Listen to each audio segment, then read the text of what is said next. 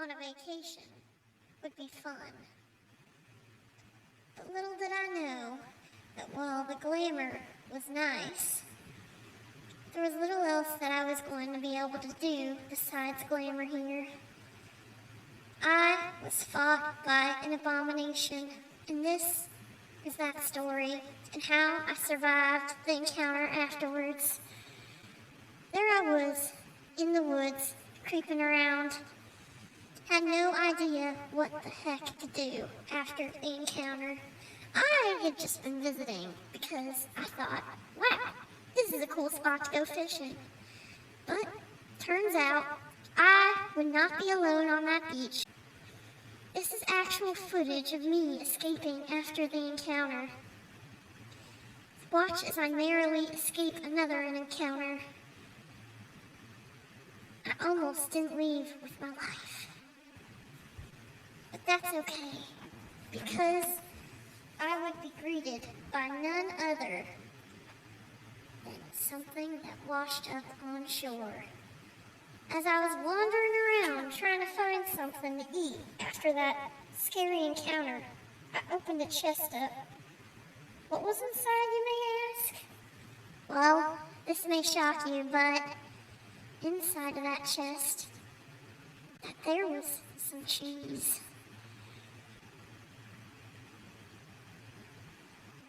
Now, it wasn't my favorite cheese, but it was my hometown's cheese. This made the utmost difference in my physical endurance after this encounter.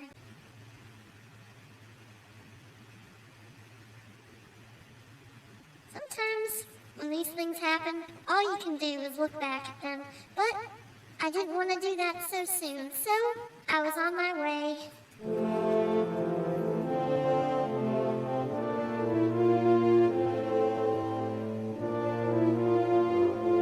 Nothing could stop me now. I had just fought and avoided the life-altering event of being killed by Murloc on my vacation. On my off day. Thankfully, there was a man standing in the woods. He held a fishing pole. I think he was a fisherman or something. I walked up to him and asked him a few questions about the Murloc, like, why is he over there? How are they allowed to be so close to my vacation spot? He didn't really have much else to say and kind of looked at me sideways. I asked him again, why is this? And then he didn't answer, so I decided to head off. I was going to inspect another part of the beach that made no sense to me. Looked like there was a crab on the beach. Why? Who knows? I went up to the crab, and holy smokes, there was also an anchor. I scouted around. I went on top of the anchor to see just how far away I had traveled, but that didn't matter to me. They would still find that that was insane, that those vicious creatures were on that side of the beach. Out in the water even, there was an abomination again. I knew what I had to do. I could either follow the boat back to where I came from, or I could go past the abomination and take a picture, but I decided not to do that. So I went around. Sadly, I got my boots wet while I was in the puddles of the ocean. I saw yet another crab, which, by the way, is dangerous, and I saw a dinosaur washed up on the beach, which probably had a brain-eating amoeba in it. Startled by that fact, I ran away towards this tree, and I sat down. I was tired of the sand and the wind and the waves, and I just wanted to go home. I could see the pier from afar. So, not looking back for very long, I took off.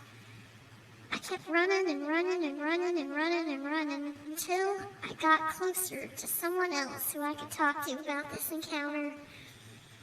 There was even a bear in the woods. A bear near a guard.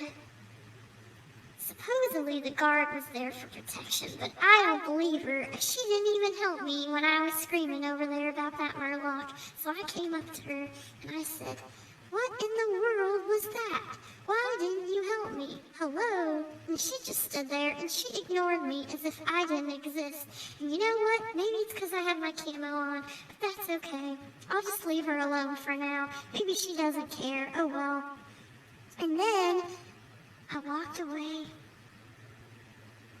I sat down first though, because who in the world, who in their right mind would not help someone like me? I just ran off. I kept running towards the village because, they told me there was some places over here if we got tired or needed refreshments. Then there was this lady. It looked like she had spent too much time here. I could literally see through her. No sun at all will do that to you. So I tried to take a seat, but it didn't really work. Then I saw these corn dog things, and I was like, what is this? Huh? What? Why are these growing here? I don't know.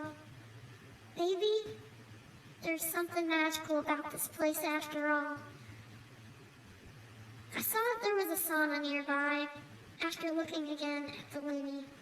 I went inside her house just to see what the heck was going on in there, but I thought that was kind of bad of me to do, so I ran back out, because that's probably not the best thing. Then I came over here. Oh my goodness.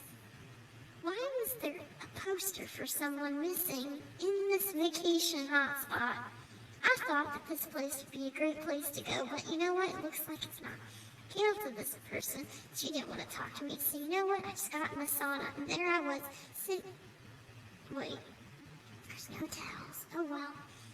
Sitting in the sauna, the essence of the magical water washed over me, and I felt as though the things that had happened all throughout the day went away. I couldn't be so mad anymore. Maybe I was just supposed to visit the sauna here and nothing else. Well, with that out of the way, I felt much more refreshed, so I took my time. And then, you know what? I'll try to ask her, what happened? Why did this happen? Okay? This isn't right. Never mind. She doesn't want to do that. Anyway. The sun was starting to set. Well, I guess. I can't really tell. So I came over where the only campfire and source of heat was.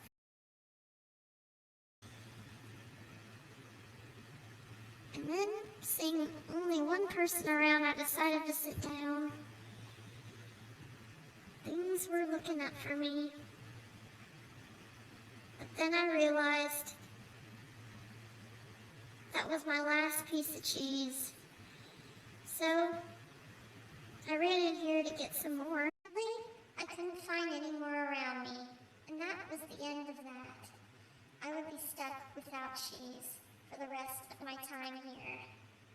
What a sad fate to live. At least I survived the Murloc, but now I would be having no cheese. What a shame.